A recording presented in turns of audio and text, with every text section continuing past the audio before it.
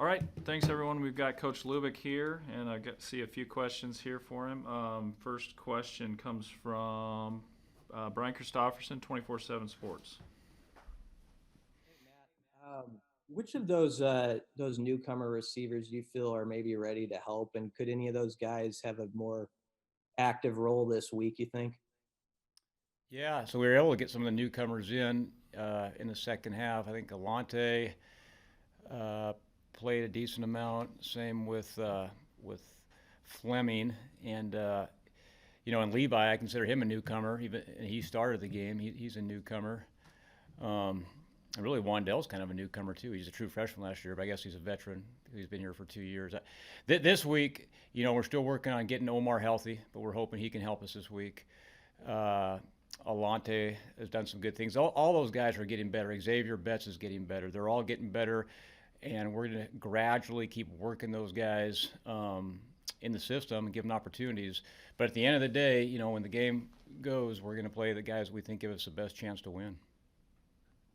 Thank you. Mitch Sherman, go ahead, Mitch, the Athletic.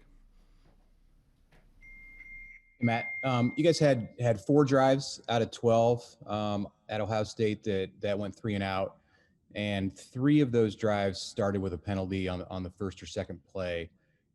You guys really didn't seem to do much offensively after those 3 penalties. What did you see there with the ability to kind of be thrown off by a false starter, delay a game, and how do you address that? Yeah, well, first off, it's very frustrating. We were beating ourselves. We talk a lot about details, and details are things that has nothing to do with our opponent. It's what we can control.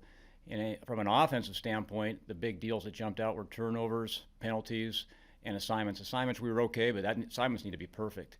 And we control that, not our opponent. And especially when you're playing a really good football team, the team that's usually the most detailed is going to win. At the end of the day, they made more plays than us, but that's something that we harp on every single day is, hey, execution. Execution. A penalty is a lack of execution. A turnover is a lack of execution. Now, we drill it and we talk about it, but you got to see it on Saturdays.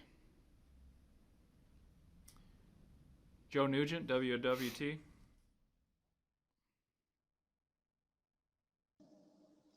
Hey, Matt, when it comes to being physical, especially in the offensive line, where do you feel like you are right now? Obviously, things can always improve, but at least from a starting point coming off week one, it looked like the guys had a lot of success. Yeah, I appreciate that question. We were proud of the way our guys stood up physically. We won some battles, we lost some battles, but there was huge improvement from last year's game, and it helped us run the ball, and our guys protected well. We got to keep getting more consistent. We got to keep improving, but that was a step in the right direction. And we've really emphasized physical by having physical practices, and our guys took pride in that, and they showed that on Saturday. Omaha World Herald, Sam McEwen. Hey, Matt, thanks for doing this. Hey, did the plan that you guys used for Luke McCaffrey on Saturday work out how you envisioned it? And how did you guys kind of come up with, hey, he's going to play running back, he's going to play receiver? Why did you feel so much confidence in him being able to fill all those roles?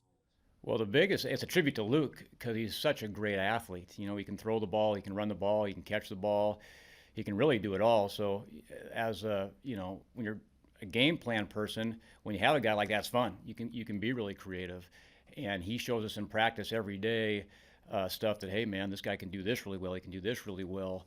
So that's kind of how it started. We went into the game thinking, we know we got to get the guy in the field. We got to get our best 11 on the field, and he's one of our best athletes on offense and deserves to play.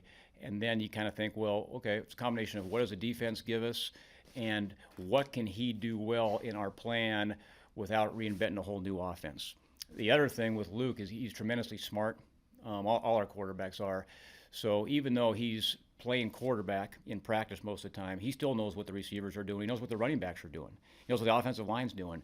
So that makes it easy, from a coaching standpoint, to be able to plug him in different areas. My other question is about Wisconsin. What concerns you maybe about the quality of their defense? Do you look at previous Nebraska games for clues, or do you just kind of go on what you saw in that first game and what you're trying to do now in 2020?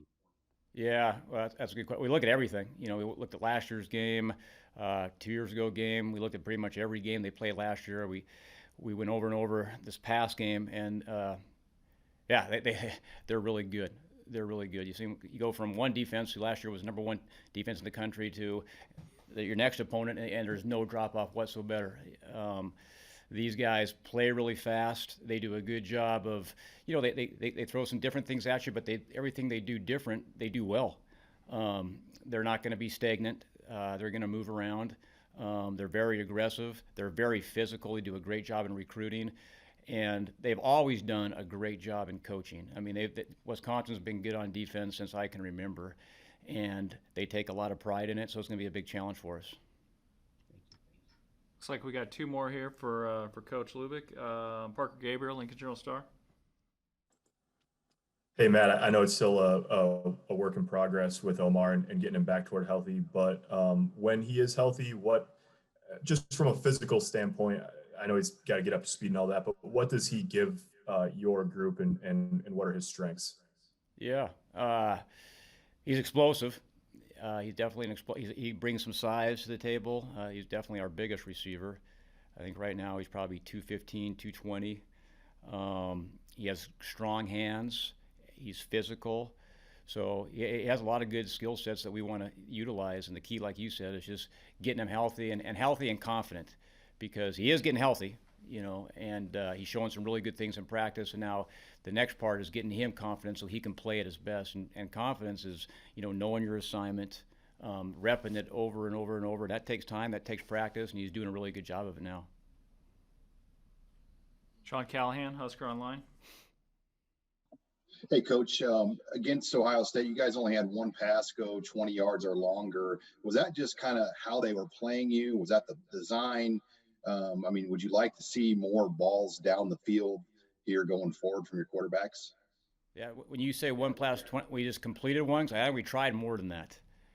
We tried more. We targeted more than that. You know, part of it was protection breakdown, or the quarterback, you know, maybe scramble a little bit early, or maybe a guy wasn't open.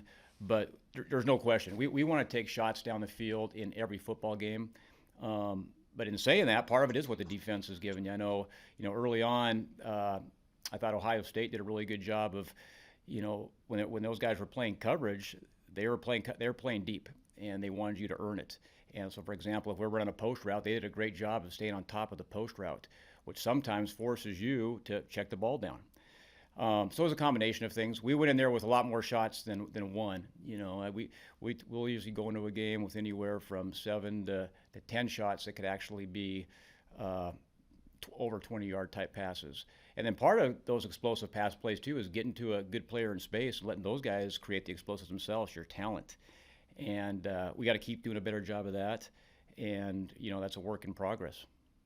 And then how unique is the situation with Adrian and Luke, just having two guys where, I mean, have you been around something like that in your career where, you know, two of your best players are quarterbacks, and I mean, you have to try to get them both on the field? I have not. I've been around a lot of good quarterbacks. You know, I was fortunate to be around Mariota at Oregon when he won the Heisman. I was at Duke. We had a guy named Renfrey who was a draft choice. Both these guys, their skill sets, they're similar in some ways.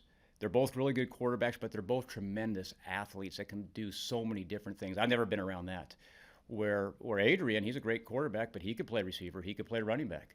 Luke could play all three spots as well. So yeah, that's rare. That's really rare. And the fact that they're willing to do that and do whatever it takes for the team to win says a lot about them. And that's why they're leaders for us too.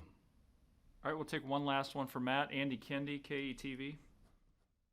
Hey, Matt. Wandale had 6 touches. Ideally, you want that number to be greater, or is it kind of what you've been alluding to? It's what the defense gives you on that particular day. It's a combination. We want to get him the ball more than 6 times. There's no question about that. And that some of it is, you know, a little bit of what the defense is giving you and the flow of the game and what's going on.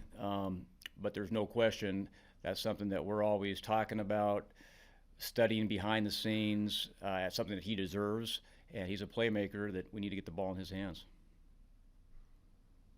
All right. Thank you, Coach Lubick. We'll have Coach Shenander and Coach Tuiota here in a couple minutes. Thanks. Thanks, guys.